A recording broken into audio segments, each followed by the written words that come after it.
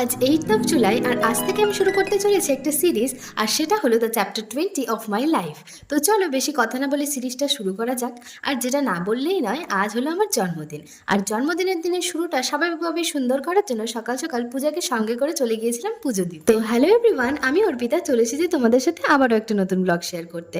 সেই ছোটোবেলার মতো তো আর এখন এক্সাইটমেন্টটা হয় না, তবে জন্মদিন বলতে গেলেই তো স্পেশাল একটা দিন। তাই আমি খুব বেশি কিছু সেলিব্রেট করতে না চাইলেও ভেবেই রেখেছিলাম যে আজকের দিনে বজরংবলীর কাছে যাব। আর ভগবান না চাইলে তো তার কাছে আর আসা যায় না। যেমন গত বছর অনেক প্ল্যান করেও শেষে আর আসতে পারিনি, তবে এবছর শাড়ি পরেই আসার ইচ্ছে ছিল আর সেটাও পূরণ হয়ে গেল। আর যেহেতু উপোস করে পুজোটা দিতে গিয়েছিলাম, তাই এসে ভীষণ খিদে পেয়ে যাওয়ায় খেতেও বসে গিয়েছিলাম।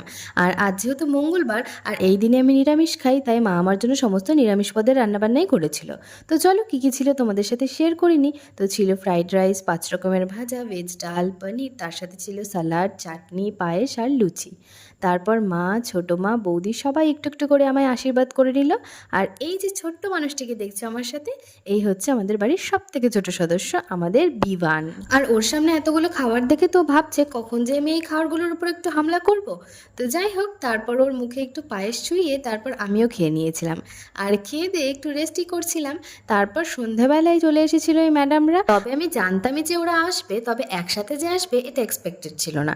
আর সকালে যখন পূজার সাথে দেখা হয়েছিল, আমি তখনই বুঝে গিয়েছিলাম যে ও একটা কিছু সারপ্রাইজ দেবে। তো আমার জন্য বুকে নিয়ে এসেছিল, তার সাথে গিফট আর তার সাথে করে কেকও। সত্যি লাইফে ওর মতো একটা বন্ধু পাওয়া is blessing.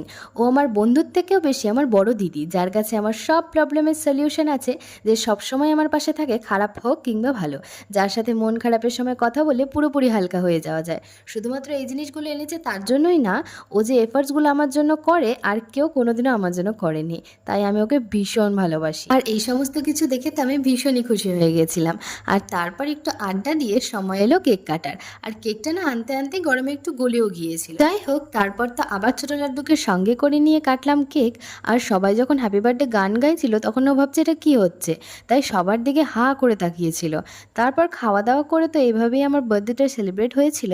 R specially thank you আমার মাকে, যে আমার জন্য কেটে কুটে এত গরমে এত কিছু রান্না করলো। আর তার সাথে অনেক অনেক থ্যাংক ইউ পূজা আর টুকুকে, তোদেরকে অনেক অনেক ভালোবাসা। আর যারা আমায় এত সুন্দর সুন্দর উইশ করেছো তাদেরকে অনেক ধন্যবাদ। সকলে ভীষণ ভালো থেকো। দেখা হচ্ছে পরের একটা ব্লগে। টাটা।